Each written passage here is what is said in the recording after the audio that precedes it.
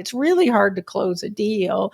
And then you might close a deal, but sometimes what you'll get is the customer, after you've closed, the customer starts using it and says, well, crap, I thought it was something else. And now it's clear it's this, and I don't want this. Today, I am very excited to be joined by April Dunford. If you don't know who April is, she's a positioning consultant who helps B2B tech companies grow their revenue. She's author of Obviously Awesome, How to Nail Product Positioning So Customers Get It, Buy It, Love It. Her latest book is Sales Pitch, How to Craft a Story to Stand Out and Win. Her podcast is called Positioning with April Dunford. April, welcome to the show. How are you doing today? I'm good. Thanks so much for having me. This is great. I'm super excited to explore B2B product positioning with you today so that anybody who's listening can be certain their products are going to sell. But before we go there, I'd love to know a little bit of your backstory. How in the world did you get into marketing and positioning? Start wherever you want to start.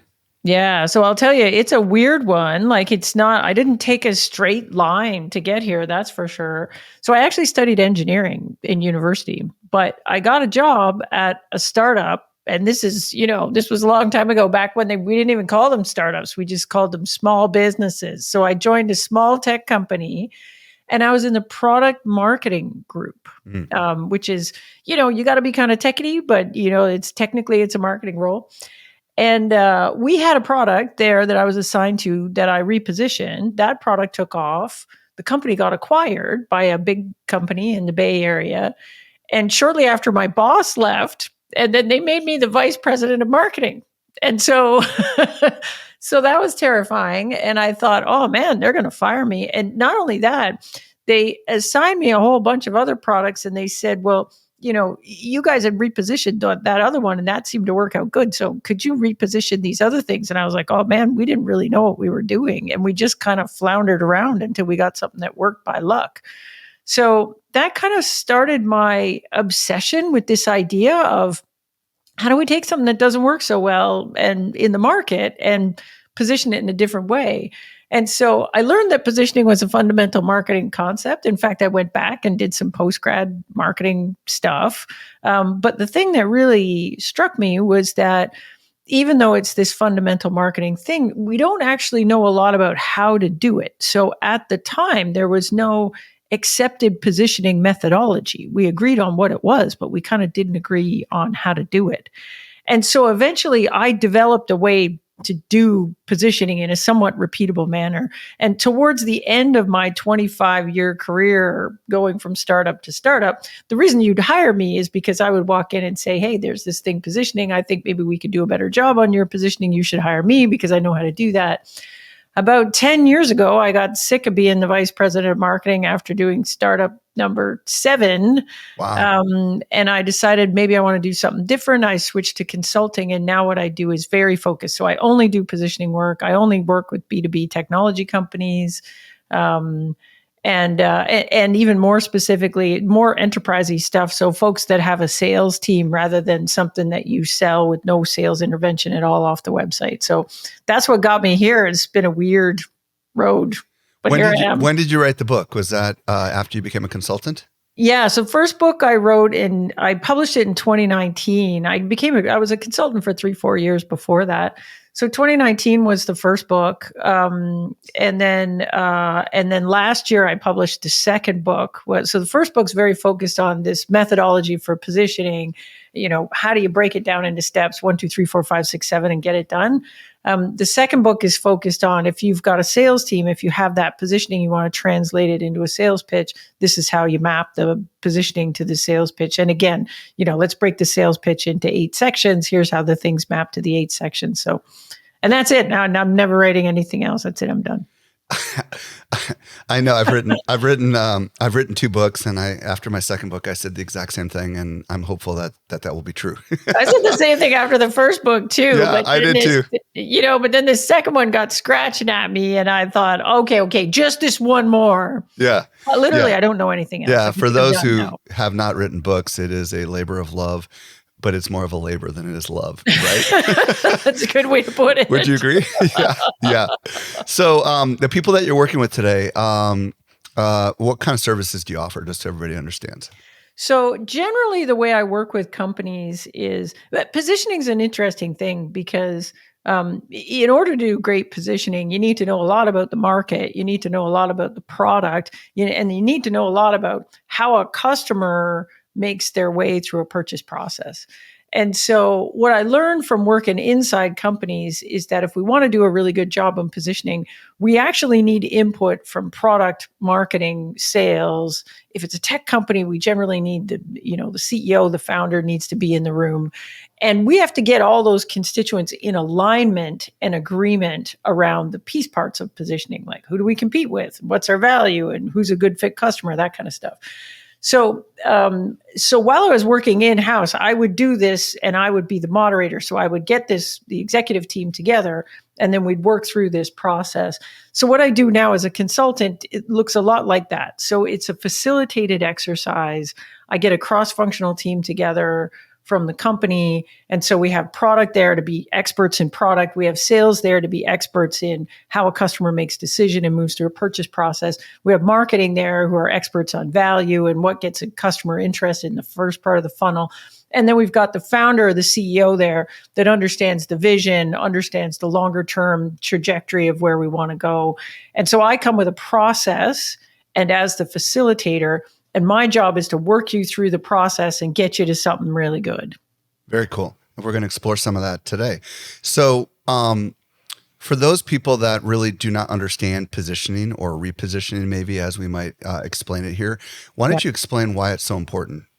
Yeah. So it's interesting being the positioning consultant, because when I say I do positioning work, most people will say, oh, yeah, I get what that is. It's like messaging.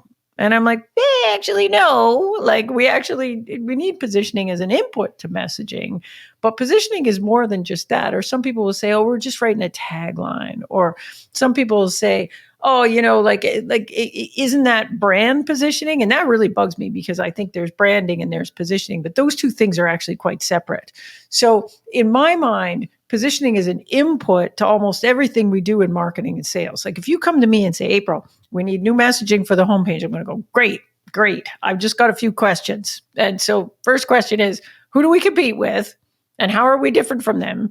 And what value can we provide to customers that the other guys can't do? And oh, by the way, what customers are we focused on? The answers to all of those questions are our positioning. So positioning defines how your product is the best in the world at delivering something, some value that a well-defined set of customers cares a lot about. So it defines who's our competition, how are we different, what is the value we can deliver for customers that no one else can, what is our definition of a best fit customer, what market do we intend to win. Once we understand that, we can build a great story around it, and that's our sales pitch. We can build great messaging around it, and that communicates this differentiated value. All the stuff we do kind of flows from there, but we kind of got to have positioning first. What does it make possible when you get it right? Well, let me tell you, when you get it wrong, everything feels bad and it's not entirely clear why.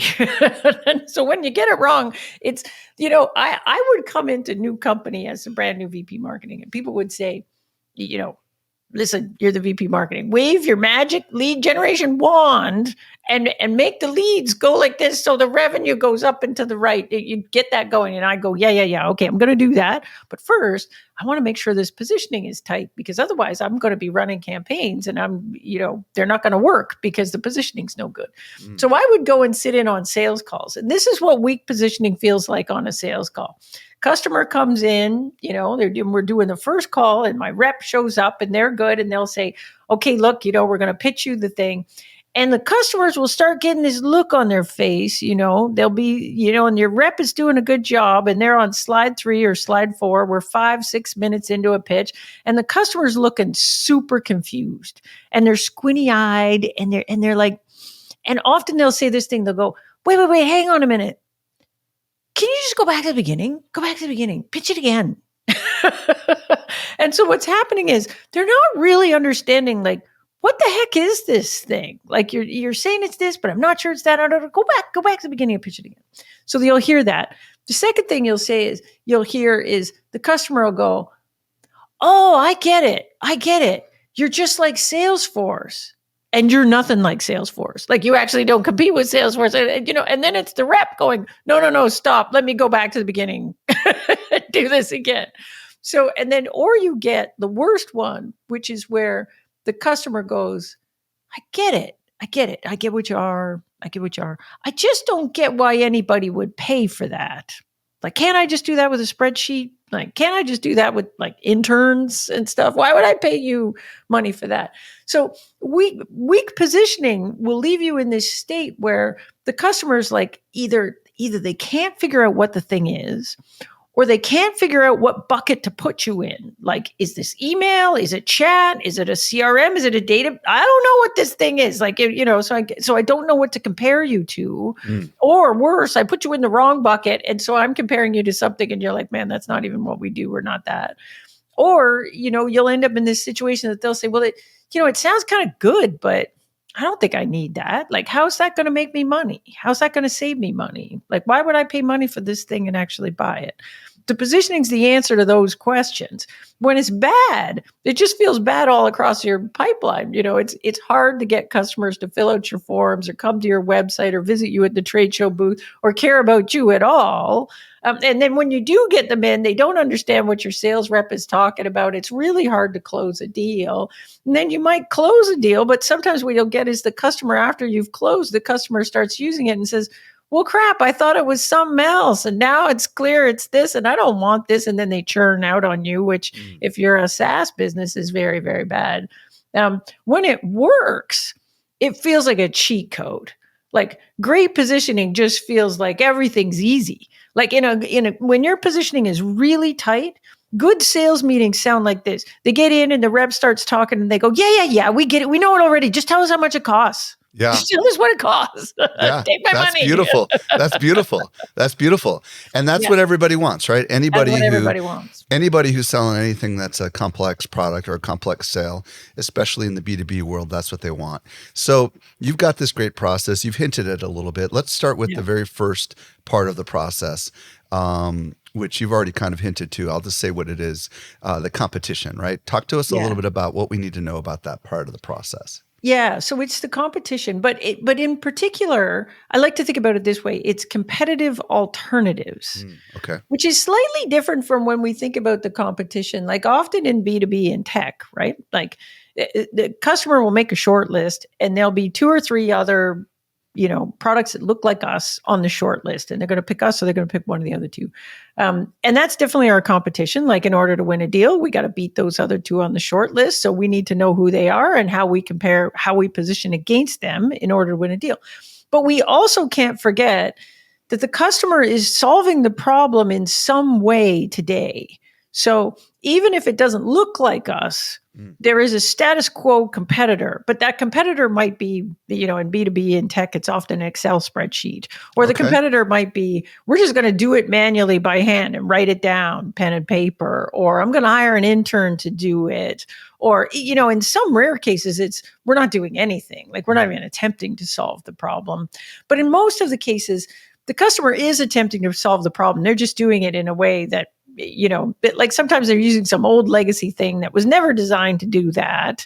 And they're like, yeah, we do it with our accounting system. We know we're not supposed to do it with the accounting system, but that's the way we've always done it around here. So you've got status quo and you've got things that end up on the short list. So we start there because that's our kind of stake in the ground. Like it's the answer to the question, like if you didn't exist, what would a customer do?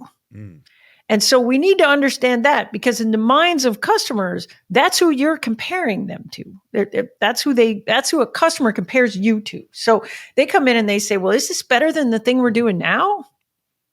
And then if we have a short list, they're like, well, why you versus the other 2 on the short list? Now, there might be other companies that compete with you, but if they never make it onto a customer short list, we can kind of ignore them. Like what we really want is, who do you compete with in the eyes of customers? And then we use that as the starting point. That's our benchmark. Okay, that's what we have to position against. Do you find that with a lot of companies, they are competing against old methodical manual processes, tons, and old systems, and not necessarily competing against other software products that are already like I think consumer adoption of new technology is a lot slower, even in the business world, happens a lot slower than a lot of people recognize, don't you think? Way slower than people recognize. Like, I mean, if you look at it, like there's this giant, for B2B software, there's a giant change management process that goes along with it. Like, you don't just rip out your accounting system unless it's really causing you pain because it's expensive. I got to do a bunch, probably some professional services to stand it up. I'm going to have to train everybody. There's going to be all new processes. Nobody wants this, right? So we're only switching if things are dire. If you look at the statistics on this stuff, is kind of interesting. So, so I've seen some research on this, and 40 to 60% of B2B software technology purchase processes end in what they call no decision. 40 to 60%. So I don't care who your competitor is, this no decision, it's your most fearsome competitor. And then if you look at that no decision, part of that no decision is a vote for the status quo. So the customer has looked at the other things and said, you know what, the thing we got right now is fine, so we're just going to stick with that. But the other proportion, and in fact, the bigger proportion, is that the customer looked at the new things, and they couldn't confidently make a decision that they were sure they weren't going to regret, and got sucked back into thinking, man, maybe we'll just do it next year. Like, let's not do it now. We'll do it next year. We'll kick the can down the road. So it's not necessarily a vote for the status quo, but they kind of looked at it and said, you know what, status quo is good enough. Yeah, because in their mind, the amount of work to change isn't worth the potential outcome, right? That's right. Or they're worried about getting in trouble, right? They're looking at it and say, well, if I make a bad choice here, like maybe nobody wants to use the system because it's so terrible to use, or maybe it doesn't do what they said it was going to do, and then something's going to break, and then I'm going to be the person on the hook because I picked that one, or maybe I'm going to look stupid in front of my boss. So, there's this expression that customers are actually much more afraid of messing up than they are of missing out.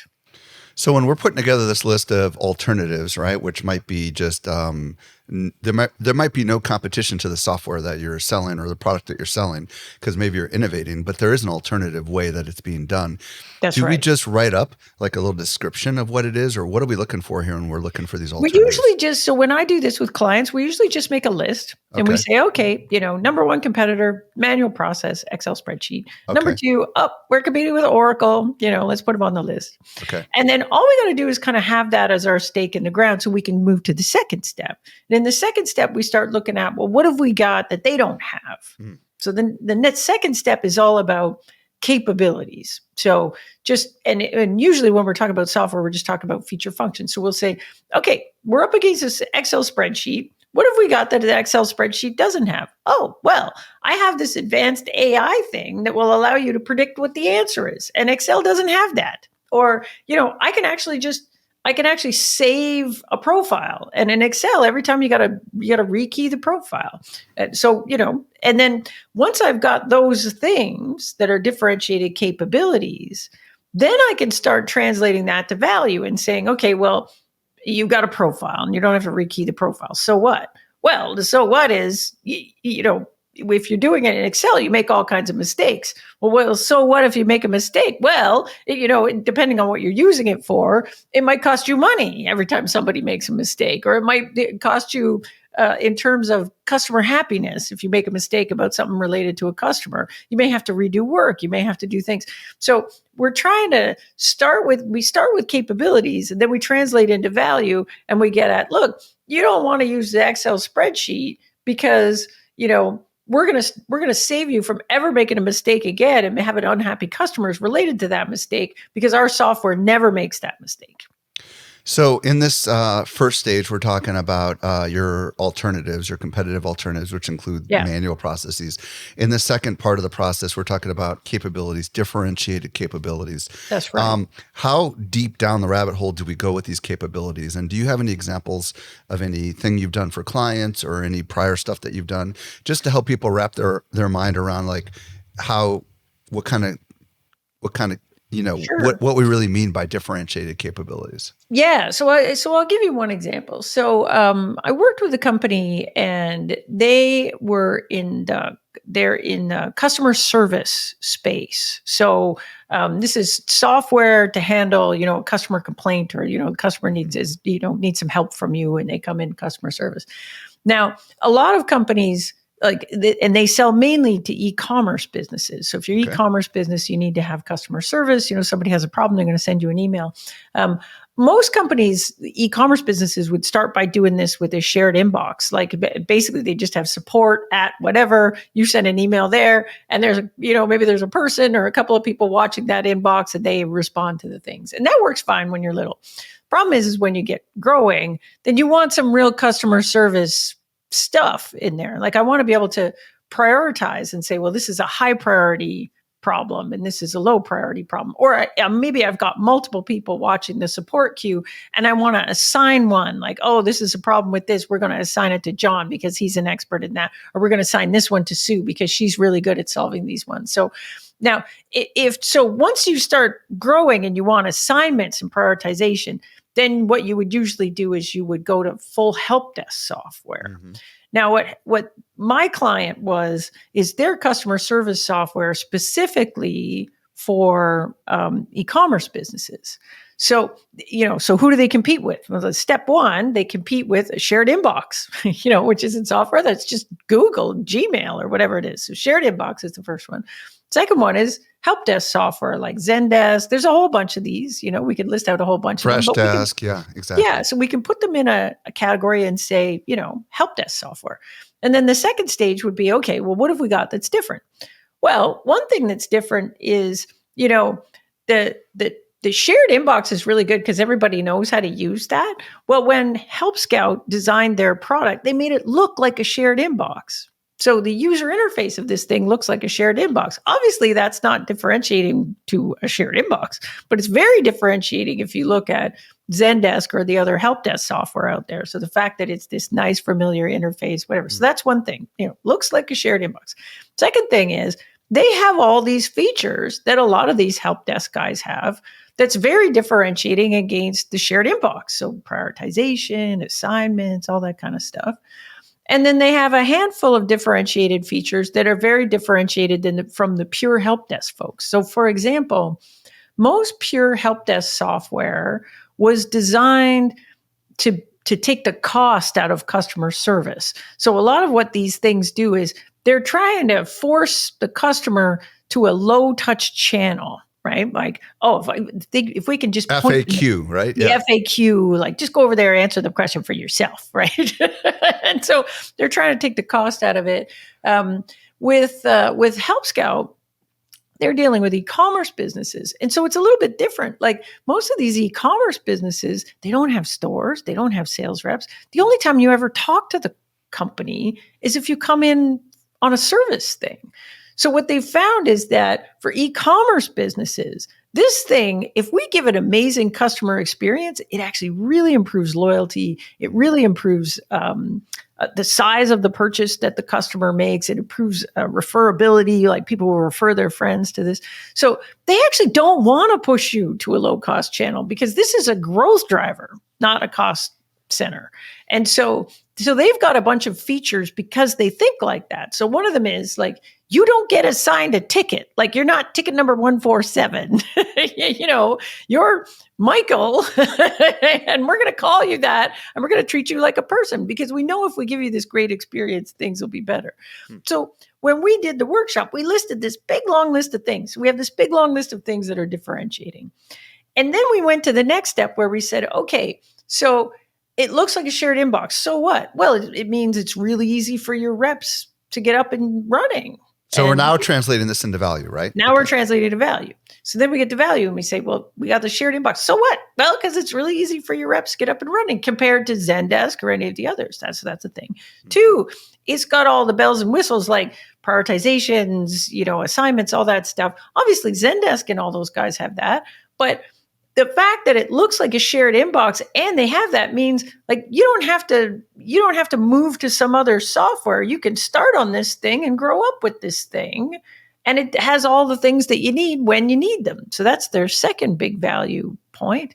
And their last big value point is, we're going to deliver an amazing customer service. Like the customer gets to choose what channel they want to communicate with you. And, instead of pushing them off to the low touch channel. And, so like email versus text or something like that? Yeah, that's right. So if you say, so in Help Scout, the customer gets to choose. So they say, well, I prefer text. So let's do text. Or they say, oh, I prefer to do email. Let's do email. I prefer to talk to a live person. Okay, let's talk to a live person, whatever you want.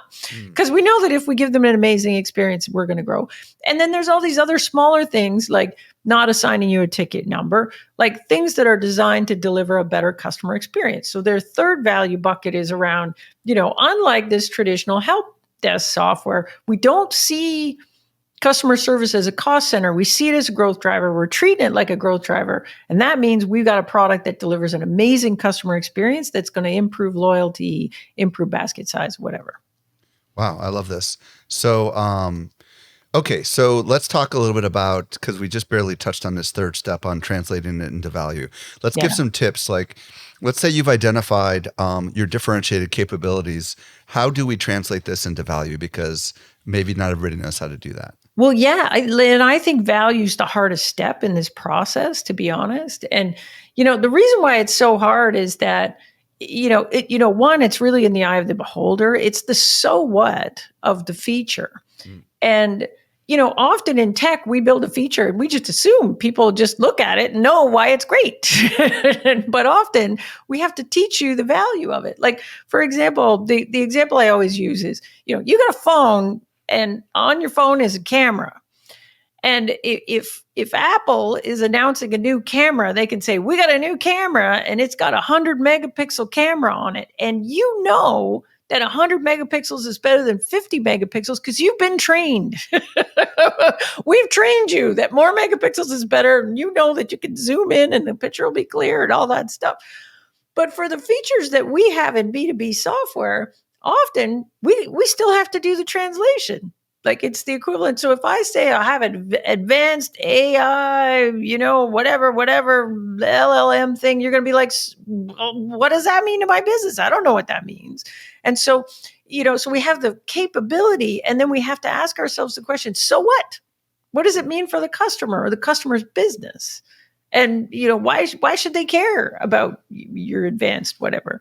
So even something as simple as like the Help Scout example, I say, well, I got a thing and it looks like a shared inbox. Well, so what?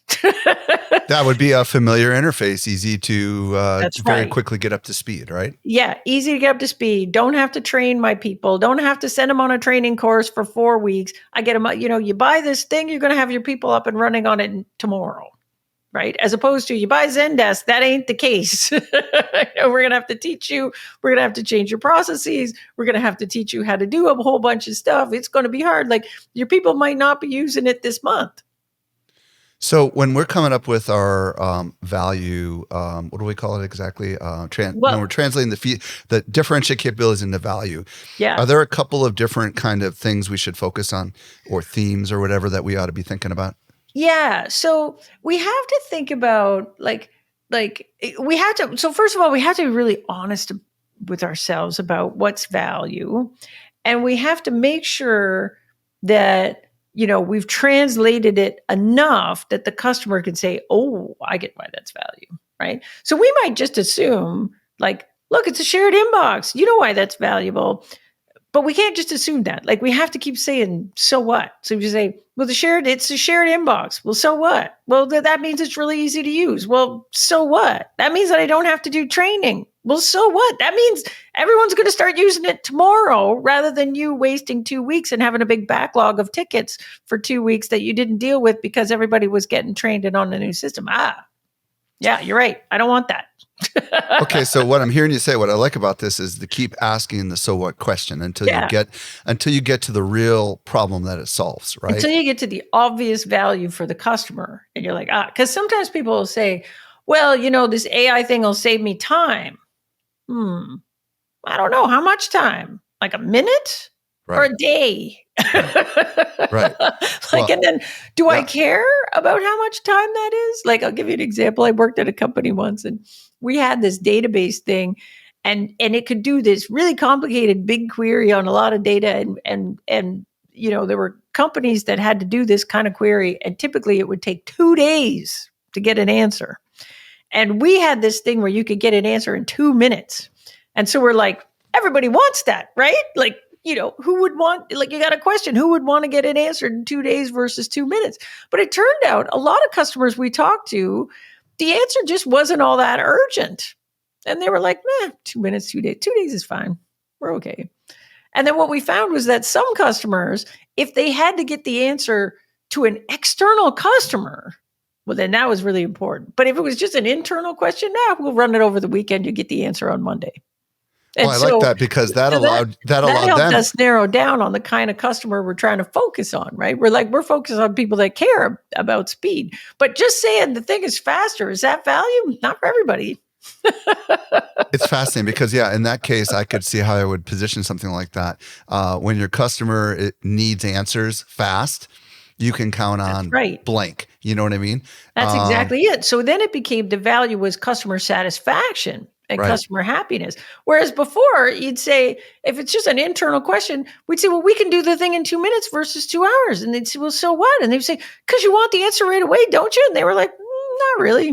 We're like, oh, crap. So when we're thinking about, and a lot of marketers probably struggle with this, but when we're thinking about what the real value is to the customer, there's probably some conversations that need to happen with people outside the marketing department. You want to talk about that a little bit?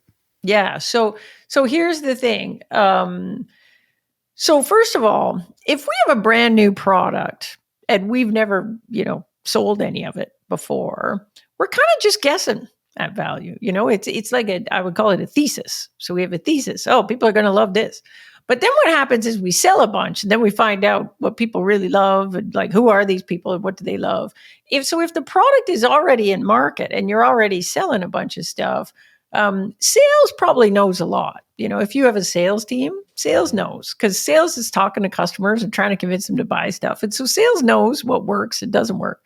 If you don't have a sales team, and the people are just coming to your website and transacting on the website, you don't know unless you ask them. So you're going to have to do some kind of customer research to go and figure out, why does everybody love our stuff? And, who do they compare us to? And, what made them choose us instead of the other guys? Do you have any thoughts? I mean, I get these emails every once in a while from consumer brands where I've interacted with them, and then they send me a little survey, and I've got like a 1 to 10 kind of thing. I forget what they call it. And then they tick me to a page and they ask me like a very open-ended question, like, what's the reason why you decided to make this decision? I know there's a name for that kind of stuff, but is that stuff valuable? So first of all, I focus purely on B2B, and I don't do consumer. So maybe in consumer, this is valuable. In B2B, I think this is pretty useless, to be honest. So in B2B, what works better is, like a million times better, is to have a conversation with the customer. And so we're doing what we would call win analysis. So, the customer went all the way through the purchase process, bought the thing, we closed the deal, they're up and running with it now. It's been a month or something. What I like to do is go back to the customer and say, okay, take me back. What were you doing before you started using us? What were you doing? And they'll tell you, oh, we were using pen and paper, or we were doing whatever. And so now I'm understanding who the status quo was, right? And I say, okay. And then what made you wake up in the morning and say, we can't keep doing it like this? And so I'm looking for, what was the trigger? Like, what was the struggling moment where they said, that's it. We can't keep using the accounting software. We're failing the audit. I don't know what's happening. We got to do something else. In the case of Help Scout, a lot of time that struggling moment is we're growing, and all of a sudden we got a wave of tickets. Yeah, you can't keep up, right? Yeah. And we're like, and now we're overwhelmed, and stuff fell through the cracks, and they were like, we can't keep doing this with a shared inbox. We need something proper. So then we find that out, and then we say, okay, so you looked at us, obviously, but who else did you look at? And how did you make that list? Like, did you Google it? Did you talk to your friends? Did you go to a trade show? What did you do? Did you look at G2 Crowd? Are you a Gartner client? And this is good information for the marketing team to understand. Where do we need to show up when a customer is looking? So we're asking that. And then we get the shortlist. Okay, it's us versus, two other companies. You picked us. Why? So I need to understand why we won the deal. I also like to ask the question, why not the other guys? Because sometimes it's not so much that you won, it's that the other guys blew it.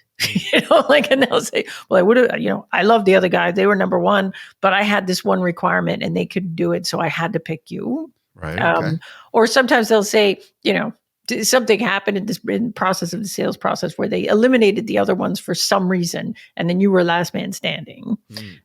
So we want to understand that. And so that conversation is way better. I got to kind of get into a customer to understand that whole purchase process. If I just sent them an email and say, why'd you pick us?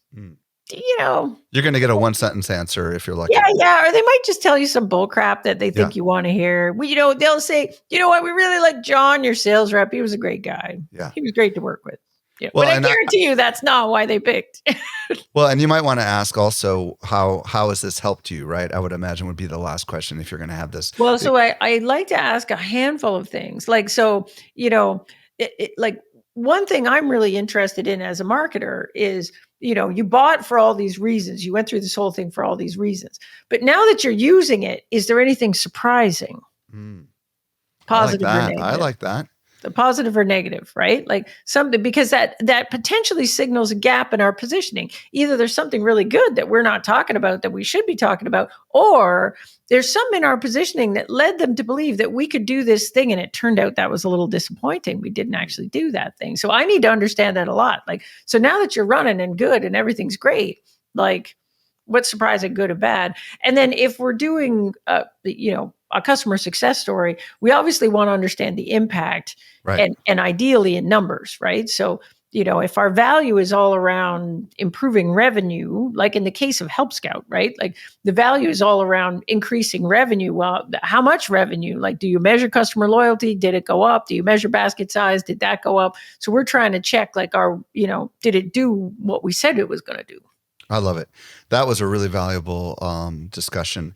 So, we've been talking about the value. There's a fourth step in your process. Let's talk about that. Oh yeah, there's a fifth one too, but we're getting there. So we're getting there. Yeah. So the fourth one is, and this is really important in B2B. Like, and again, I don't do any consumer stuff. So in B2B, we're not trying to sell to everybody, right? We're trying to sell to people that are really good fit for our stuff. So if I go back to my Help Scout example, in B2B, so I've got this value. I've got this shared inbox that's really easy to get up and running, really easy to use.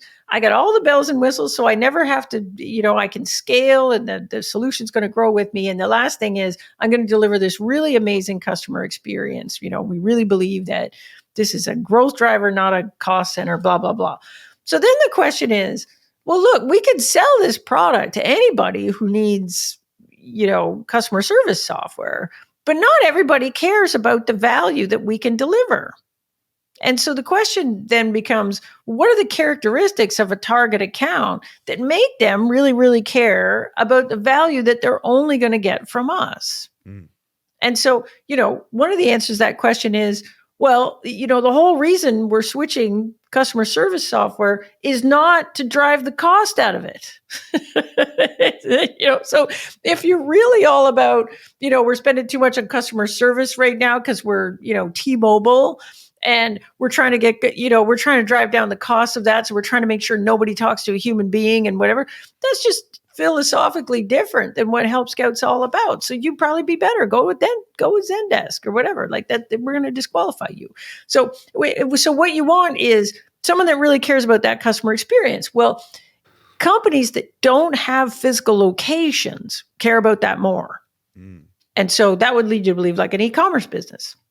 So if it's an e-commerce business, you care about that more. Same thing with smaller companies that are growing really quickly care a lot about the fact that this thing is really easy to use, get up and running, but has all the bells and whistles that I'm not going to have to migrate off of it in 2 years, when we outgrow it. And so this idea that it has all of the, prioritization, assignments, all these advanced features.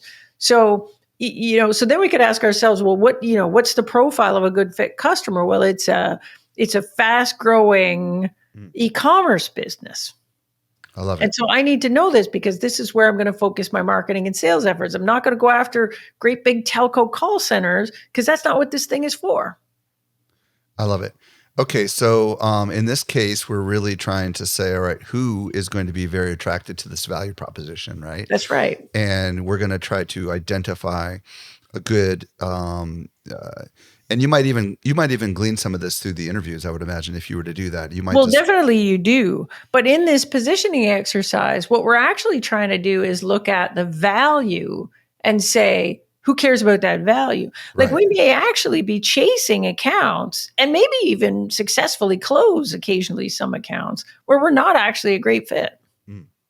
So now that we really understand what our value is, like what are the characteristics of a target account that make them really, really care a lot about the value they can only get from us? This is sort of a bottoms up way of getting at, well, who's our ideal customer profile? And it's like, love it. So there's one more part of your process. Talk to me about that. Yeah. So the last one is, and this is kind of a little bit difficult conceptually, but I don't think it has to be. The last one is market category. So market category is kind of the answer to the question, like, what are you? So if I go back to help desk as the help scout as the example, they're not help desk software, right? Because they're trying to position against help desk software. So they're customer service software, which is kind of the same category. And specifically, at the beginning or the time when I was working with them, they were customer service software for growing e-commerce businesses. So it's the thing about market categories. So market category is kind of the answer to the question, what are you? Like, are you email or are you chat? The reality is email and chat are kind of the same. Like a lot of the features overlap. But if I say I'm email, I expect a bunch of stuff, right? I expect a spam filter. I expect, it's something that looks like an inbox. I expect to be able to put things into folders. But if I say I'm chat, I have different things, right? Like I might want to be able to see if a person is online or not. I don't expect there to be a very good spam filter.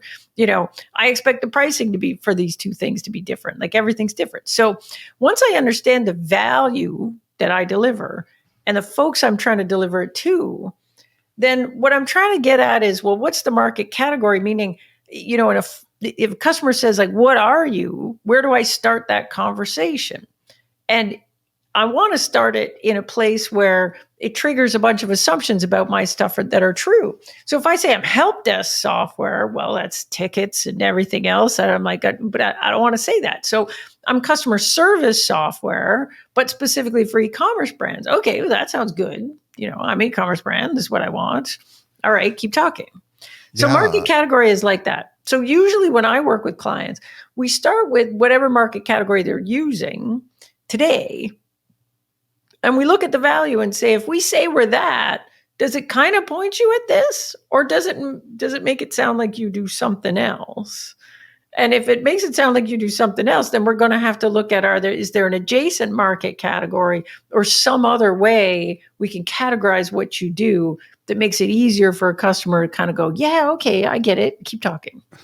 Well, and is it true we can make up a new market category here? I mean, when you add customer service, everybody knows what that means, right? But not everybody knows what customer service software means. But when you bulk it, when you combine it with for e-commerce companies or emerging or startups or whatever, then all of a sudden it allows someone to put you in a mental box, if you will, almost. That's it. So market categories are all about helping a customer put you in a mental box so they know who to compare you to, so they kind of get the vague idea of what you are, and then we can carry on the conversation. So can we make up a new category? Kind of. Yeah. But we actually, if you think about it, it's a lot easier to get the customer to understand what you do if I'm leveraging off of something they already know. Right. So for example, I worked at a company and we had a CRM system, so customer relationship management. And everybody in business with the sales team knows what a CRM is. But we were specifically a CRM for investment banks. So, so we would go in and say, we're a CRM for investment banks. And everybody go, oh, well, I know what a CRM is, and I'm an investment bank. So it must have some jazzy things for investment banks. Okay, I get it. Go ahead, keep talking. Or another example is I sold a database product once. We had positioned it as a database. But the problem is every time we went to talk to customers, they were like, well, we already got a database. We got a database and it's Oracle. And we're like, yeah, but we're a special database that says a certain kind of query in a certain way, whatever. And then it would just get everybody confused. And so we ended up repositioning as a data warehouse, which is a specialized kind of a database that does a certain kind of workload very well. And that was much easier for people to figure out what we were all about because it invoked our value better than just saying this generic, we're a database thing. April, this has been a fascinating discussion.